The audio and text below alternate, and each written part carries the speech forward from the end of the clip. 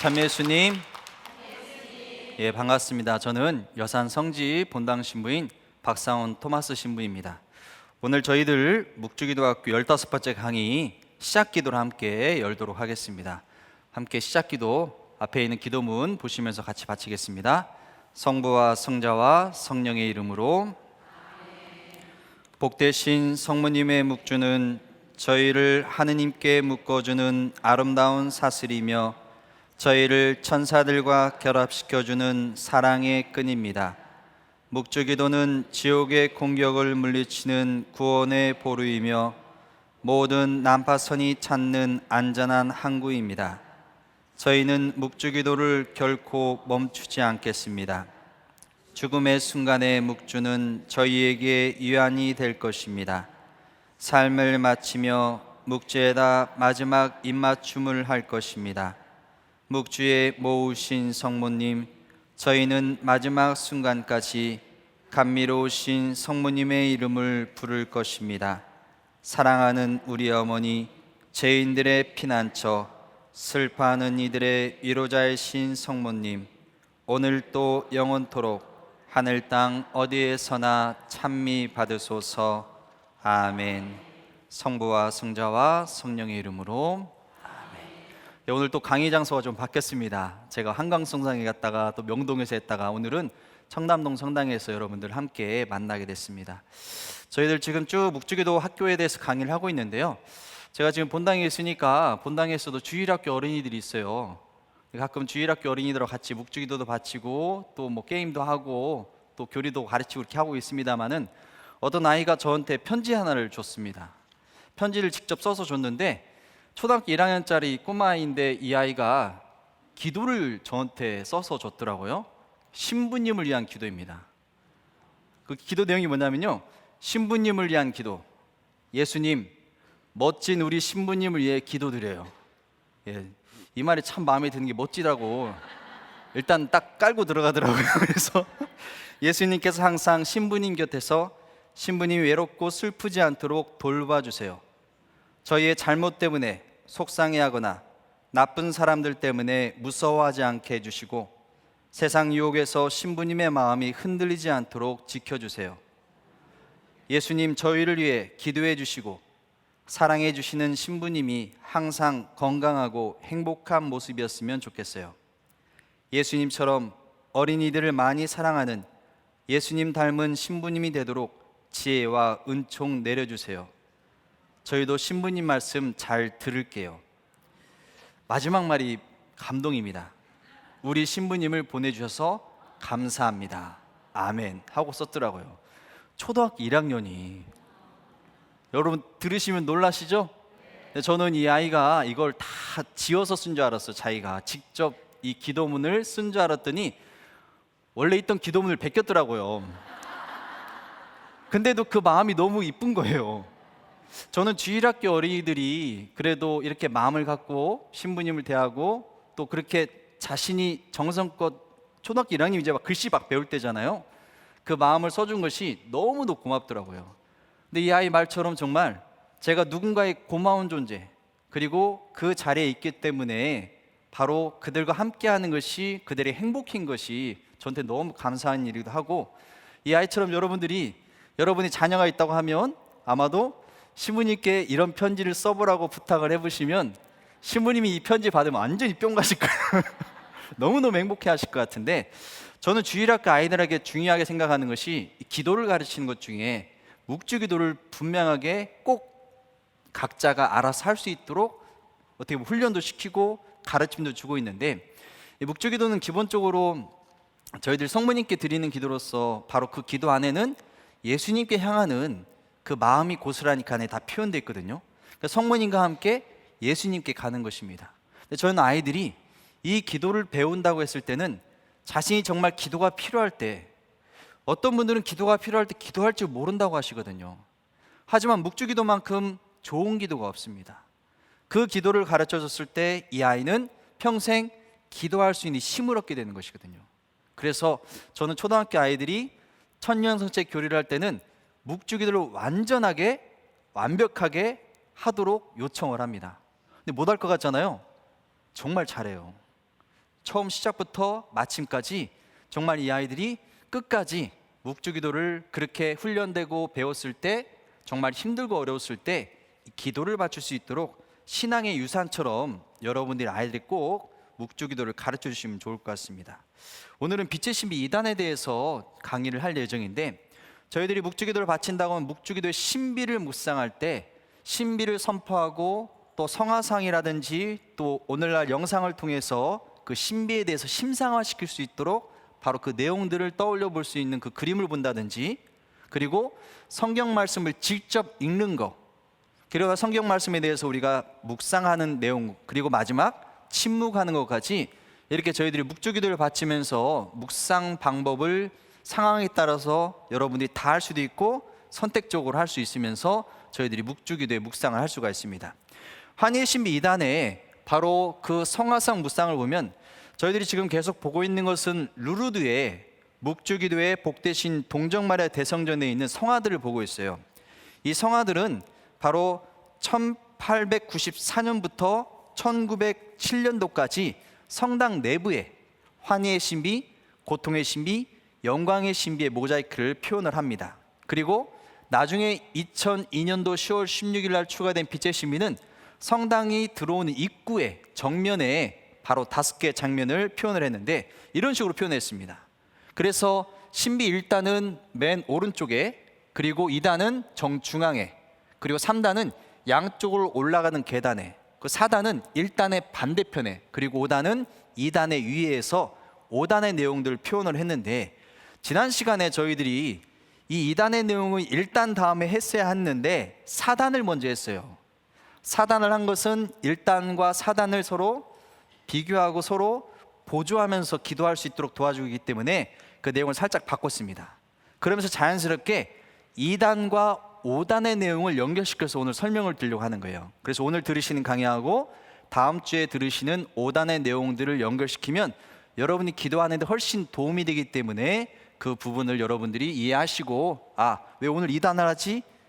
지난주엔 3단을 했는데 그 지난주엔 4단을 했는데, 이 순서적으로 하는 것을 여러분들 다양하게 우리가 조화를 할 수 있다는 것을 보여드리는 것이기도 하니까 그 내용을 떠올려 보시면 좋을 것 같습니다.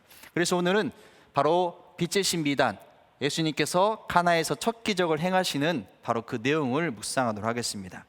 이 내용의 그림을 보면 이렇습니다. 혼인잔치에 가신 거예요. 가나 혼인잔치에 가셨기 때문에 그 혼인잔치 장면을 성화로 표현을 했는데, 바로 오른쪽에 있는 이들이 새 신랑과 신부죠. 그래서 혼인잔치를 여는 데 있어서 새 신랑과 새 신부를 표현하고 있고, 근데 이 새 신랑과 새 신부의 잔이 어떻게 되어 있습니까? 잔이 비어 있어요. 포도주가 떨어진 것입니다. 혼인잔치가 끝날 때가 되었다는 것을 말해주는 것이기도 하는데, 반대편에 누가 계십니까? 반대편에 성모님과 예수님께서 계시는데, 바로 예수님께서는 옆구리에 있는 상처에서 피와 물이 흘러나왔다고 했죠. 그 피와 물이 흘러나온 그 장소를 가리키면서 지시하고 있는 것입니다. 물독에 물을 채워라, 바로 지시하는 표정을, 그리고 그 손짓을 하고 계시는데, 성모님께서 왼쪽에 계시면서 뭡니까? 무엇이든지 그가 시키는 대로 하여라 하면서 바로 어머니께서 요청하시는 거죠. 혼인잔치에 포도주가 없기 때문에 그 포도주를 채우고자 하는, 그리고 그러한 것이 혼인잔치가 끝나지 않도록 하기 위해서 어머니께서는 당신의 아드님께 포도주가 없구나, 그렇게 부탁을 하시는 것입니다. 예수님께 뭐라고 하십니까? 아직 당신의 때가 되지 않았다고 말씀하셨거든요. 그런데 어머니가 부탁하셨기 때문에 그 당신의 때를 앞당기시는 것입니다. 그래서 어머니의 부탁은 그냥 드리는 부탁이 아니라 예수님께 당신의 때를 앞당길 정도로 강력한 청원이라고 말씀드릴 수 있는 거예요. 저희들이 정구를 청할 때 다른 누구가 아닌 성모님께 특별히 부탁을 드리는 것은 바로 어머니께서 부탁하시기 때문에 예수님께서 그 일을 하신다는 거, 바로 그 말씀 안에서 우리들이 바로 이 내용도 함께 묵상을 할 수 있는 것이거든요. 그래서 예수님의 옆구리에 있는 그 상처를 보면, 여러분 보시면 이 옆구리의 상처를 보면 여기에 피와 물이 흘러나왔다고 했잖아요. 물독에 물을 채웠고 그 물은 바로 무엇으로 변화됩니까? 포도주로 변화되거든요. 그래서 피와 물이 흘러나왔다는 거, 바로 세례성사와 성체성사를 형상화하고 또 상징적으로 보여주고 있지만, 바로 물이 포도주로 변화됐다는 거. 포도주로 변화되고 그 포도주는 잔치가 끝나지 않고 계속해서 그 잔치가 이어진다는 것을 말해주는 것이기도 합니다. 그래서 그 일꾼은 예수님께서 시키는 대로 했던 것이죠. 물독에 물을 채우고 그 물을 포도주로 변한 그 물을 바로 신랑 신부에게, 그리고 바로 그 가방장에게 갖다 주면서 그 일이, 이 일꾼은 그대로 시키는 대로 하면서 그 일이 실제 이루어지도록 바로 가나의 혼인잔치에서 그 내용들을 묵상해 볼 수 있습니다. 그리고 물독이 왜 6개입니까? 물독이 6개인 것은 바로 우리가 물독이 7개였다는 것은 바로 완전수를 말해주는데 6개는 약간 부족해요. 그래서 구약의 시대를 상징적으로 드러내주고 있습니다. 물로 채웠다는 것은 더 이상 구약이 완전하지 않은 상태에서 바로 구세주가 올 것을 기다리고 있었고, 주님께서는 그 물독을 하나를 더 놓으면서 그걸 채우신 것이 아니라 이미 율법의 완성을 이루시기 위해서 그 물을 그 상태에서 고스란히 포도주로 변화시키는 기적을 통해서 구약의 때가 완성이 되고 이제 새롭게 신약이 시작되는 것을 말해주는 것이기도 합니다. 그래서 신랑과 신부의 잔에 새롭게 그 잔이 채워지는 거예요. 바로 마치도 신랑과 신부는 구약을 상징적으로 드러내는 아담과 하와라면, 바로 예수님과 성모님을 반대쪽에 표현하면서 그 내용을 드러내는 것은 새 아담, 새 하와, 새로운 구원의 시대가 시작되었음을 바로 첫 번째 기적을 통해서 보여주고 있는 것이라고도 말씀드릴 수 있는 것입니다. 여러분이 카나에서 첫 기적을 행하시는 것을 영상을 통해서 한번 그 내용을 더 깊이 있게 바라볼 수 있도록 여러분 영상을 한번 보도록 하겠습니다. There's no more wine.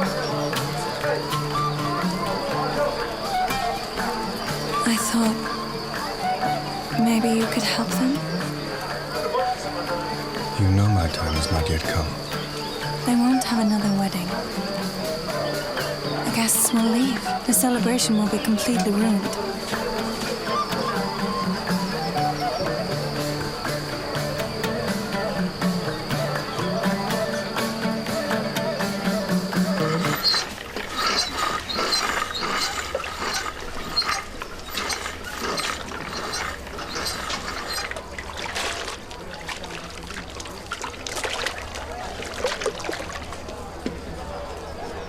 Fill them with water. What can we do with water? Fill them and take them to the steward. But he'll think it's a joke. He's very stern. He'll be furious. Fill them and take them to the steward.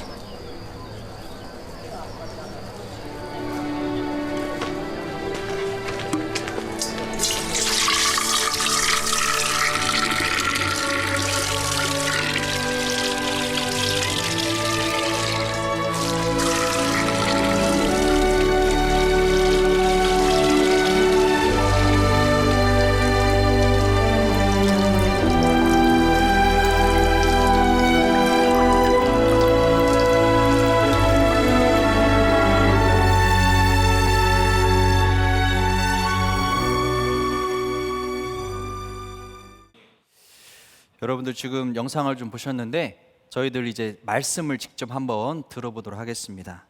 성경 말씀 가나의 혼인잔치와 관련된 부분을 여러분 제가 읽어드릴 테니까 그 말씀에 집중할 수 있도록 여러분들 잠시 눈을 좀 감아주셔도 되고 화면에 있는 바로 말씀을 따라서 보셔도 좋습니다.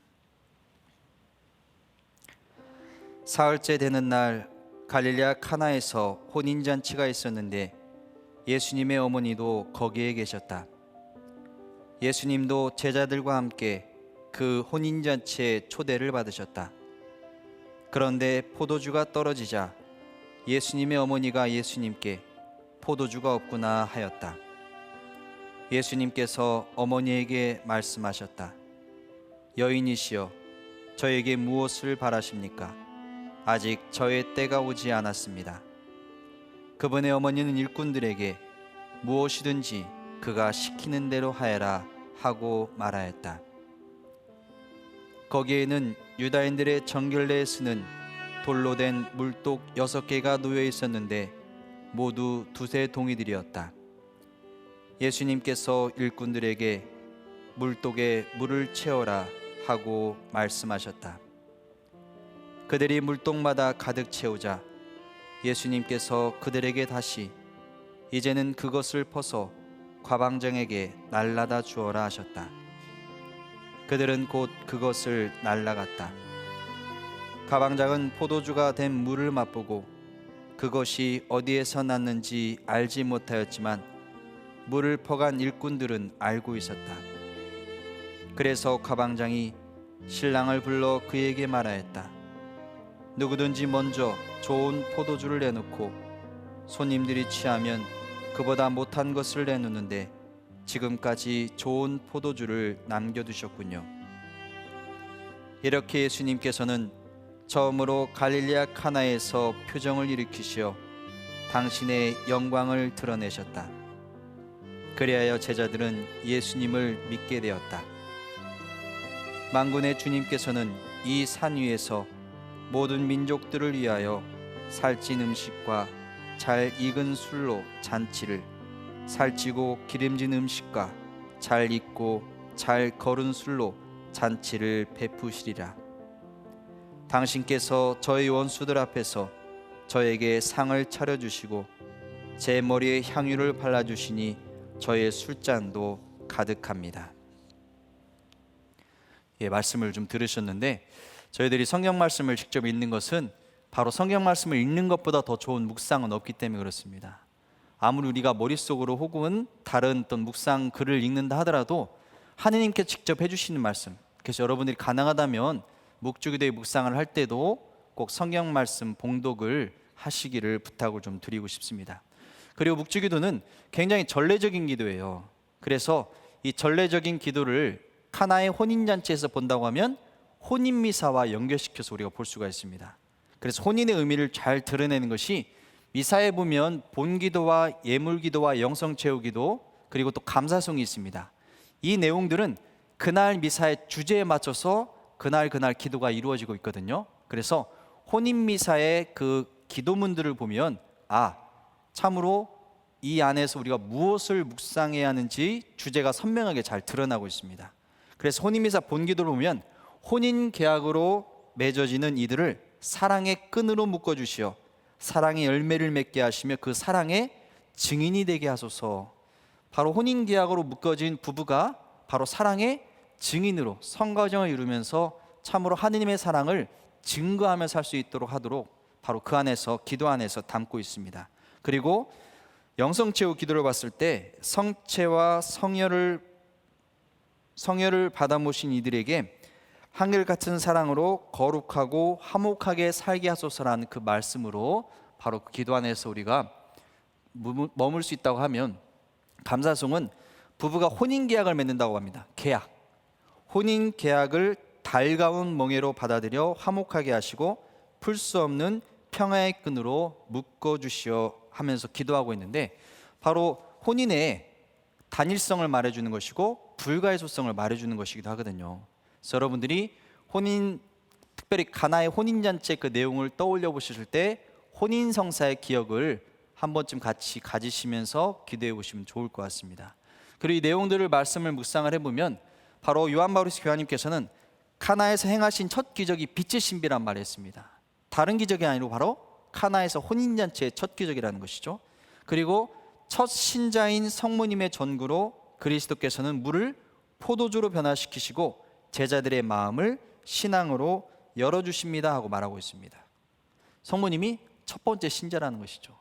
어머니가 믿으셨기 때문에 예수님께 부탁을 하신 것이고, 예수님께서는 어머니의 믿음 때문에 당신의 때가 되지 않았지만 기꺼이 그 부탁을 받아들이신 다음에 그 기적을 행함으로써 제자들의 믿음마저도 다시금 그 믿음을 더 넓게, 그리고 참으로 자신이 따르고 있는 이가 누구인지를 알 수 있도록 한 것이 카나에서 첫 번째 기적이라고 말씀드릴 수 있습니다.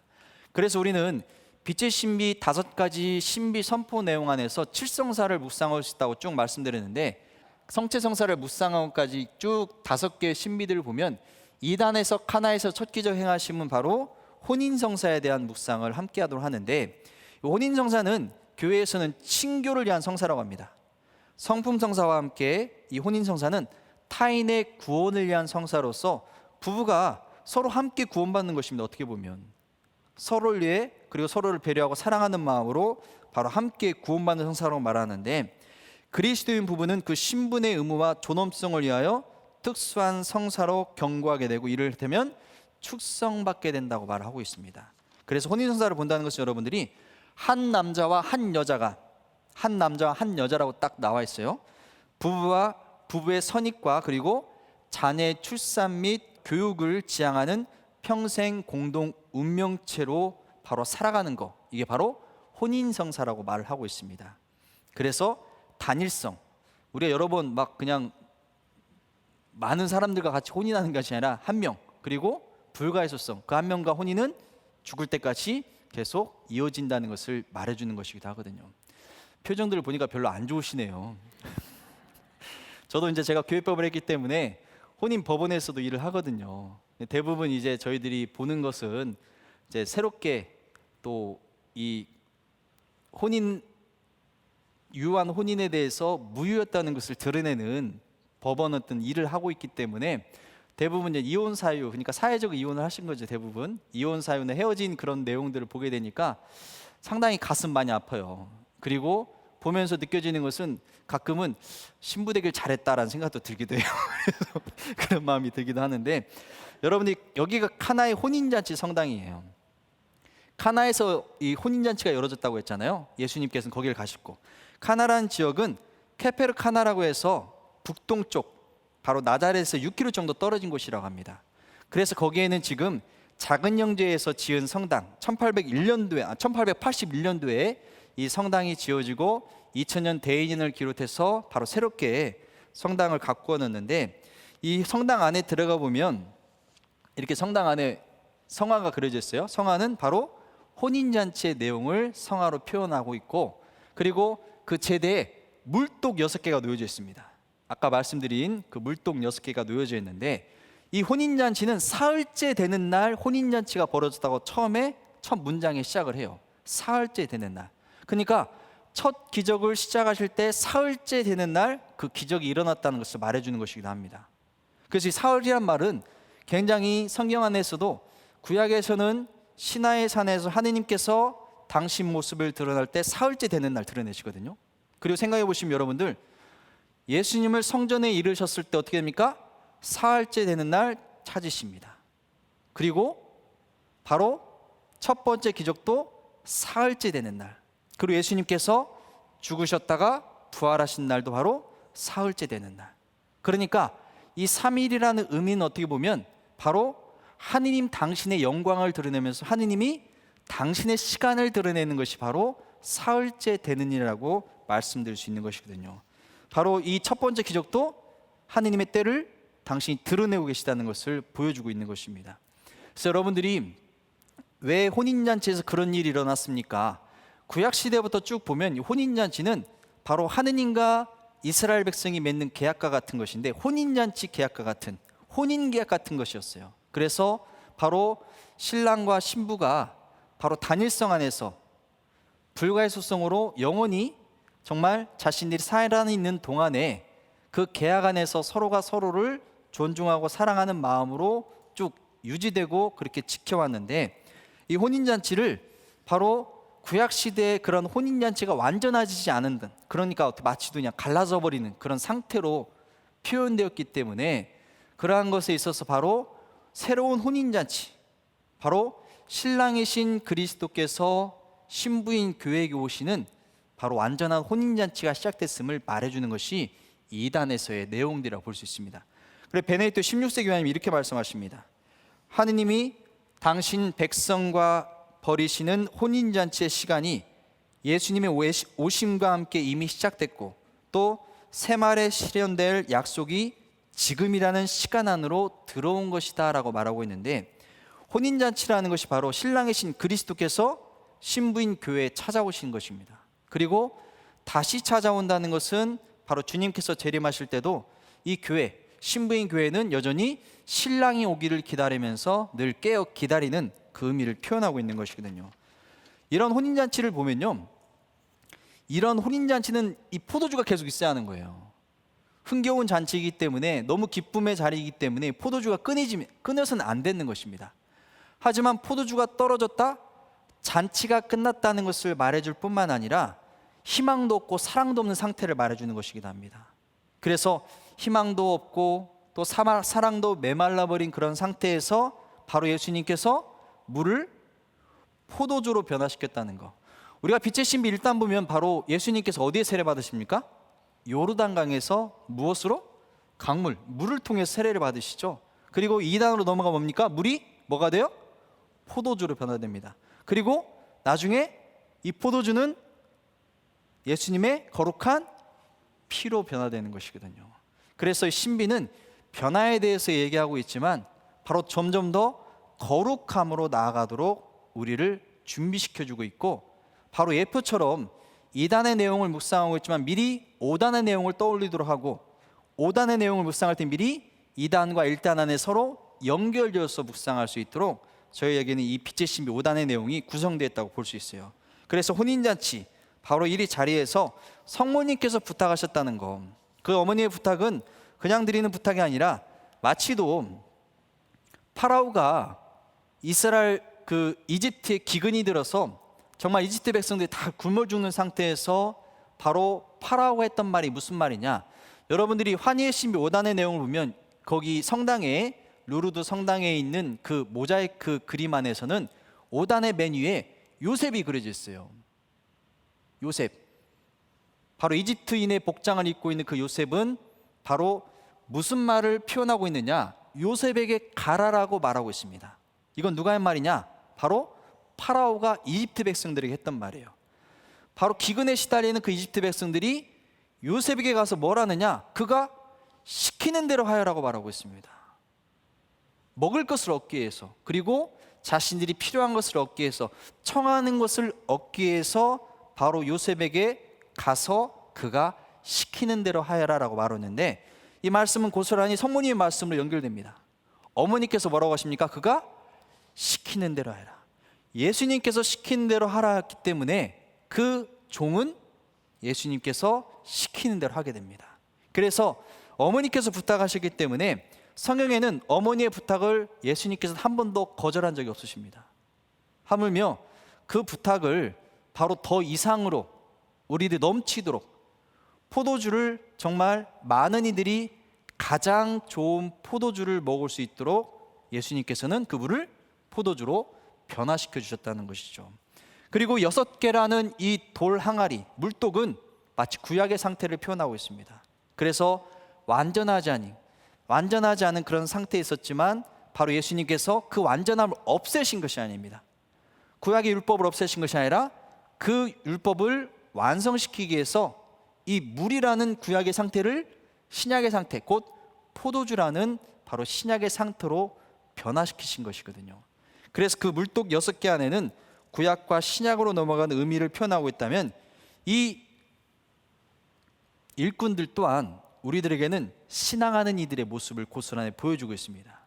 주님께서 시키는 대로 우리는 그 일을 하고, 참으로 이 일이 일어났기 때문에 제자들은 자신들의 믿음이 신앙으로 더 열릴 수 있도록, 바로 첫 번째 기적은 많은 일이 있어서 어머니의 청혼을 직접 들어주신 예수님, 그리고 그 물이 포도주로 변화되면서 바로 그 자리에 참석 같은 많은 이들이 잔치가 계속 이어졌다는 것, 주님께서 오심으로써 우리에게는 혼인잔치가 계속 이어지고 있다는 것을 보여주는 것이기도 합니다. 그래서 여러분들 아마 카나 혼인잔치 성당 가시면 이렇게 혼인 서약갱신 하시거나 바로 아마 그곳에서 뭐 혼인 예식을 하시는 이들을 만나는 경우가 있어요. 저희도 지난번에 얼마 되지 않았을 때 이곳 이스라엘 순례하면서 카나에 갔었는데, 그때 제가 부모님들을 모시고 갔습니다. 부모님이 두 분이 혼인하신 지 50주년이었어요. 그래서 이스라엘로 가서 카나에 가서 바로 혼인 갱신식을 해드렸는데, 두 분이 그래도 그 시간들을 가지시니까 막 반지도 준비하시고 여러 가지로 잘 준비하셔서 하게 됐는데, 여러분들이 그 시간을 꼭 가진 그곳에서만 갖는 것은 아니지만 이 빛의 신비 2단을 묵상하실 때 내가 혼인했던 이유, 그리고 내가 지금 이 혼인 성사를 통해서 얻고자 하는 하느님의 사랑과 신비가 무엇인지를 묵상하는 자리가 됐으면 좋겠어요. 여러분들, 바로 이 장면은 환희의 1단 안에서 보았던 내용인데, 성모님께서 천사 가브리엘에게 소식을 듣게 되고 그 소식을 어머니께서는 순명으로 받아들이시는 거. 그래서 겸손과 순명이 가장 잘 드러난 장면이기도 하거든요. 보십시오, 저는 주님의 종입니다. 말씀하신 대로 저에게 이루어지기를 바랍니다 했던 이 말씀, 저는 주님의 종입니다란 말 안에 어머니의 겸손이 드러나 있고, 또 말씀하신 대로 저에게 이루어지기를 바랍니다. 피아 볼룬타스 투아란 이 피아의 신앙, 고스란히 어머니의 응답을 통해서 드러나게 되는데, 어머니의 기도는, 어머니의 응답은 예수님의 주님의 기도에서 똑같이 드러나고 있거든요. 곧 아버지의 뜻이 하늘에서와 같이 땅에서도 이루어지소서 하는 이 말, 아버지의 뜻이 이루어지소서는 피앗 볼룬타스 투아처럼 바로 성모님의 기도가 예수님의 기도와 함께 가고 있다는 것을 보여주는 것이기도 합니다. 유일하게 성모님의 기도와 예수님의 기도가 겹치는 부분이기도 하죠. 근데 이 말씀을 우리는 어머니께서 예를 하셨기 때문에, 응답하셨기 때문에 바로 우리에게 구원이 온 것이거든요. 마리아는 예를 통해 어머니가 되셨다고 바로 베네딕토 16세 교황님께서도 그 말씀의 묵상을 이룰 수 있도록 하고 있습니다. 아까 여러분이 보셨던 그림하고 똑같은 겁니다. 사실은 같은 그림인데 같은 작가가 그린 거예요. 성모님께 천사 가브리엘이 소식을 들리는 장면인데, 근데 여기에는 아까 그림하고 다르게 좀 더 내용이 보충이 되어 있습니다. 보면 맨 왼쪽에 남자와 여자가 있습니다. 그리고 반대쪽에 성모님이 저렇게 손을 이렇게 모으시면서 말씀을 받아들이는 장면을 우리가 볼 수 있는데, 왼쪽에 남자와 여자 누구인 것 같습니까? 누구요? 아담과 하와. 예, 정확히 잘 말씀하셨습니다. 그러니까 천사가 지금 저렇게 뭐라고 있냐면 이쪽으로 나가세요 라고 하는 것 같아요. 그러니까 죄를 짓고 나서 바로 에덴 동산에서 쫓겨나는 모습을 표현하는 거죠. 곧 아담의 죄, 하와의 죄, 하와의 불순종을 통해서 우리에게 죽음이 왔다. 죄가 그때부터 시작됨으로써 우리는 참으로 새 하와, 곧 성모님의 순명으로 순종을 통해서 바로 새롭게 하느님께서 창조하신 그 이유 그대로 우리들에게 구원이 왔다는 것을 말해주는 것이거든요. 이 부분을 여러분들 아마 매듭을 푸시는 성모님의 기도를 여러분들 각자가 많이 하셨을 것 같아요. 아마 여러분들 이 그림 많이 보셨죠? 성모님께서 매듭을 푸시는 성모님이신데, 이 성모님의 심심을 보면 프란시스코 교황님께서 이 신심에 대한 기도가 사람들이 많이 알릴 수 있도록 굉장히 역할을 많이 하셨어요. 기도문도 직접 쓰시고, 또 교황님께서 1980년대에 신부님으로 그 독일에 방문했을 때 바로 이 성화를 보시고 나서 당신인 그 지역구 아르헨티나로 다시 되돌아가셨을 때 이 신심을 사람들에게 전파하기도 했었는데, 원래 이 그림은 17세기 초에 만들어진 그림이라고 합니다. 이때 이 그림은 뭐냐면, 어떤 부부가 정말 부부 사이에 굉장히 힘든 문제로 힘들어하고 있을 때 바로 그때 본당 신부님께서 매듭을 풀듯이 하나씩 하나씩 기도하면서 성모님께 전구하고 의탁하면서 풀어나가십시오 말을 하니까 정말 부부들이 그 문제들이 해결이 됐어요. 그래서 그러한 감사의 뜻으로 바로 그곳 본당에다가 봉헌을 합니다. 성당에 있는 그 성화를 보면 바로 성모님께서 저렇게 매듭을 풀고 계시는데, 밑에 보시면 저렇게 조그만하게 되어 있는 사람, 천사 라파엘과 토비아예요. 바로 사라에게 데려가는 모습이 표현하고 있는데, 마치도 우리들이 어머니를 만나듯이 천사가 어머니께 우리의 곤란함 그리고 어려움들을 봉헌하고 또 어머니께 청원드리기 위해서 인도해 주는 모습을 표현하고 있는데, 어머니의 모습을 보면요, 이 왼쪽에 있는 데는 매듭이 꽁꽁 다 엮여 있어요. 풀리지 못할 것처럼 굉장히 복잡하게 묶여져 있는데, 반대쪽 어떻게 있습니까? 완전히 다 매듭이 풀린 상태죠. 그 매듭이라는 것은 무엇이냐면 바로 우리가 어떠한 해결 방법도 찾을 수 없는 문제와 그런 난관들, 그런 것들이 바로 우리들의 매듭이었는데, 이러한 매듭을 누구에게? 성모님께 부탁드림으로써 정말 우리들의 힘으로 안 되는 그러한 것들이 아무것도 아닌 것처럼 다 풀어지는 경험, 그리고 기도를 바로 이 매듭을 푸시는 성모님 통해서 우리가 묵상하고 또 그렇게 우리들이 기도하도록 초대하고 있는 것이기도 합니다. 그래서 프란스 교황이 뭐라고 하시냐면요, 우리의 기도를 가장 잘 중재해 주신 성모님께 우리의 탄원의 기도를 드리며 얽혀있는 삶의 매듭을 풀어주시기를 부탁드리는 것, 그 마음이 이 기도 안에 담겨져 있기를 바라면서 이 기도를 부탁을 드렸었습니다. 오늘 여러분 참 공교롭게도 오늘 녹화하는 날이긴 합니다만은 오늘 축일을 보내고 있습니다. 무슨 축일입니까? 언제 없이 잉태되신 복되신 동정마리아 축일이에요. 원래는 12월 8일 한국의 주보성인이시기 때문에 바로 우리들이 그 축일을 기념합니다만은 어제는 저희들이 주일이었기 때문에 이동 축일처럼 오늘 보내게 됐습니다. 근데 이 매듭을 푸시는 성모님 또한 축일이 언제냐면 12월 8일 원죄 없이 잉태되신 복되신 동정마리아 축일이에요. 어떻게 보면 이동을 했기 때문에 같이 저희들이 그 기념을 하게 된 날이 바로 오늘이라고 볼 수 있는데, 그런 거 보면 지금 묵주기도학교가 굉장히 이런 것과 연결돼서 계속 강의를 하고 있어요. 그냥 저는 준비했는데 날짜가 또 이날이야? 그리고 또 10월 7일 같은 경우도 한강에서 촬영하고 있을 때도 그날도 묵주기도의 복되신 동정마리아 기념일이거든요. 그날 또 촬영하게 되고 묘하게 딱딱딱 맞게끔 하는데, 이런 거 보면 참 대박이다 할 텐데 여러분이 방송을 많이 보시는지 모르겠습니다만은 근데 저희들이 매듭을 푸시는 성모님의 그림은요, 그냥 만들어진 그림, 상상으로 그려진 그림이 아니라 리옹의 성 이레네오의 말씀을 통해서 우리가 묵상하도록 바로 그 그림 안에서 이 말씀이 근거가 되고 있거든요. 거기에는 뭐라고 써 있느냐, 하와의 불순종이 묶어놓은 매듭을 마리아의 순종이 풀어주었고 처녀 하와가 불신으로 맺어놓은 것을 마리아의 믿음으로 풀었다. 하와를 통하여 죽음이 왔고 마리아를 통하여 생명이 왔다 하고 바로 이레네오의 글에 적혀 있는 것입니다. 그래서 매듭을 푸시는 분이 누구시라는 것입니까? 어머니 마리아께서. 그래서 하와의 죄로 시작됐던 것이 새 하와의 신 마리아를 통해서 그 매듭, 인류의 그 죄로 묶여진 그 매듭이 성모님을 통해서 풀리게 됐다는 것. 이건 로마서에 있는 바로 이 내용하고도 비슷해요. 사실 그 한 사람의 범죄로 그 한 사람을 통하여 죽음이 지배하게 되었지만 은총과 의로움의 선물을 충만히 받은 이들은 예수 그리스도 한 분을 통하여 생명을 누리며 지배할 것입니다. 한 사람의 불순종으로 많은 이가 죄인이 되었듯이 한 사람의 순종으로 많은 이가 의로운 사람이 될 것입니다 하고 말하고 있거든요.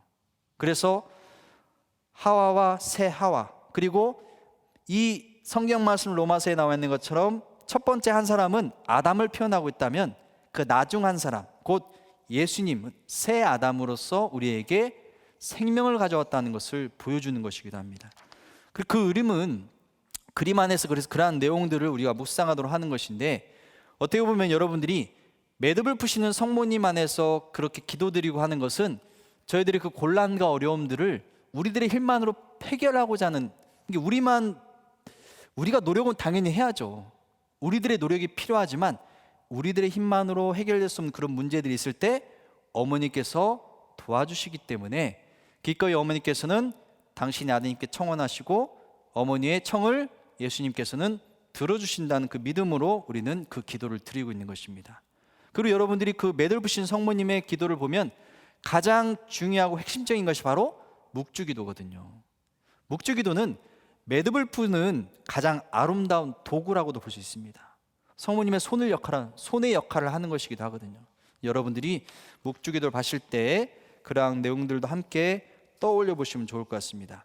그래서 저희들이 2단의 내용을 봤는데 2단의 내용은 5단의 내용과 연결이 됩니다. 왜 그 말씀을 드리냐면 이 2단의 내용의 그림을 보면 무엇이든지 그가 시키는 대로 하여라고 말씀하시는 것이 바로 성전 오른쪽으로 바로 글씨가 쭉 써 있어요. 그리고 반대쪽에 뭐가 써 있느냐, 너희는 나를 기억하여 이를 행하여라 라고 말하고 있는데, 여기에서 그림을 보면요, 예수님께서는 이렇게 왼쪽 당신의 옆구리에 있는 상처를 가리킵니다. 곧 여기서 물과 피가 흘러나왔죠. 마치 물이 포도주로 변화되고, 또 예수님께 최후의 만찬 때 뭐 어떻게 합니까? 당신의 포도주를 통해서 당신의 피라고 말씀하시거든요. 물이 포도주로, 포도주가 예수님의 거룩한 피로 되는 거. 그렇기 때문에 여기 그림에서는 예수님의 옆구리의 상처를 가리키고 있지만, 최후의 만찬 때는 예수님께서는 당신의 심장을 가리키고 있습니다. 심장에 난 상처를 가리키고 있어요. 심장에서 흘러나온 피로 바로 우리를 구원으로 이끄셨기 때문에 그 내용을 비교하면서 무엇이든지 시키는 대로 하라는 것은 바로 예수님께서 무엇을 시키신 것입니까? 성체성사, 곧 미사를 세상 끝날까지 나를 기억하여, 나를 기념하여 이를 행하여라고 요청하신 것입니다. 여러분들이 그 내용들을 기억하면서 오늘 환희의 신비, 빛의 신비 2단, 바로 예수님께서 카나에서 첫 기적을 행하심을 묵상합시다는 그 내용을 연결지어서 한번 떠올려 보시면서 기도해 보시면 더 좋을 것 같습니다. 제가 마지막으로 여러분들 이 내용들을 마무리하면서 묵상글을 한번 읽어드리도록 하겠습니다. 여러분들이 머릿속에 음악을 떠올리시면서 잠깐 눈을 감으시고 전체 빛의 신비 2단의 내용을 정리한다 생각하시면서 한번 들어보시면 좋을 것 같습니다. 사흘째 되는 날 예수님께서 제자들과 함께 혼인잔치에 초대받으십니다. 예수님의 어머니도 거기에 계셨습니다. 셋째 날은 구약 성경에 있어서 하느님께서 사람에게 나타나신 날짜입니다. 이러한 연결고리는 구약에서 신약으로 넘어가는 상징과도 같습니다. 가나에서 일어난 예수님의 첫 번째 기적은 구약 시대부터 지속적으로 일어난 약속의 성취가 실현되었음을 암시합니다. 빛의 신비 1단에서 요르단 강에서 물로 세례를 받으신 그리스도를 묵상하였다면, 빛의 신비 2단은 물이 포도주로 변화되는 신비로 넘어갑니다. 정화의식에 쓰이던 물이 포도주가 됩니다. 그 물은 혼인잔치에서 기쁨의 표징이 되고 선물이 되었습니다. 포도주는 잔치의 구체적인 표현으로 안식일과 파스카 축제의식, 그리고 혼인잔치에서 반드시 마시게 되어 있습니다. 카나에서 어머니 마리아는 예수님께 말씀하십니다. 포도주가 없구나. 주님을 기다리는 이들에게 더 이상 희망이 없습니다. 그들에게는 겸손과 온유함, 그리고 선함과 사랑이 필요하다는 것입니다. 비워진 포도주잔은 잔치가 이제 끝나가고 있다는 것을 말합니다. 하지만 어머니는 일꾼에게 말씀하십니다. 무엇이든지 그가 시키는 대로 하여라. 당신의 아드님께서 하실 일을 믿으신 분이십니다. 어머니께서는 아드님을 잉태하실 때 천사의 놀라운 말을 듣고 하느님의 뜻을 받아들이십니다. 보십시오, 저는 주님의 종입니다. 말씀하신 대로 저에게 이루어지기를 바랍니다. 시키는 대로, 말씀하신 대로 이루시는 하느님이십니다. 어머니의 부탁을 들으신 예수님께서는 어머니에게 말씀하십니다. 여인이시여, 저에게 무엇을 바라십니까? 아직 저의 때가 오지 않았습니다. 겸손되이 청하는 이의 기도를 들어주시는 주님이십니다. 당신의 때가 아니시지만 어머니의 청원을 들으시고 예수님께서는 당신의 때를 변화시키십니다. 그래서 이제 물독에 물을 채워라 말씀하시고 그것을 퍼서 가방장에게 날라다 주도록 하십니다. 주님께서는 은총을 넘치도록 따라주시는 분이시므로 저희에게도 당신의 사랑을 부어주시어 저희의 술잔이 가득합니다. 비워진 잔은 채워지고 혼인잔치는 이어집니다. 예수님의 시간은 하느님으로부터 옵니다. 이 시간을 당신께서는 앞당기실 수 있는 권한을 지니셨기에 어머니의 요청을 받아들이십니다. 성모님을 통해 예수님의 기적이 일으켜지도록 예수님께서는 선택하십니다. 교회는 그리스도께서 가나의 혼인잔치에 참석하신 일을 매우 중시합니다. 이를 혼인의 선익에 대한 확신으로 여기며 혼인성사를 통하여 진정한 부부 사랑이 하느님의 사랑 안으로 받아들여집니다. 혼인잔치에서의 기적은 그리스도인의 혼인성사를 묵상하도록 초대합니다. 예, 오늘 강의 잘 들으셨습니까? 예, 여러분들 오늘 카나의 혼인잔치 기적에 대해서, 그리고 우리들이 빛의 신 미단을 묵상하면서 어떤 내용을 묵상해야 할지 성화를 통해서, 말씀을 통해서, 그리고 말씀 묵상 안에서, 그리고 마지막 말씀 정리까지 여러분 함께 하셨습니다. 오늘 강의 마지막으로 매듭을 부시는 성모님께 드린 기도로서 우리가 오늘 강의를 마치도록 하겠습니다. 마침기도 함께 이 기도문 바치면서 강의 마치도록 하겠습니다. 성부와 성자와 성령의 이름으로. 동정 마리아 사랑의 어머니, 도움을 구하는 자녀의 청을 거절하지 않으시고 기꺼이 들어주시는 성모 마리아님, 저를 굽어보시고 제 삶의 온갖 매듭을 살펴보소서. 저는 참으로 절박하게 이 매듭에 묶여 있습니다. 어머니께서는 하느님께로부터 당신 자녀들의 삶에서 매듭을 풀어주도록 위임받으셨으니 오직 어머니만이 당신의 아드님이시며 저의 해방자이신 예수님과 더불어 이 매듭을 푸실 수 있습니다. 이제 어머니의 손에 제 삶을 맡겨 드리오니 오늘 제 삶의 매듭을 풀어주소서. 매듭을 푸시는 성모님, 아멘. 성부와 성자와 성령의 이름으로 아멘. 감사합니다.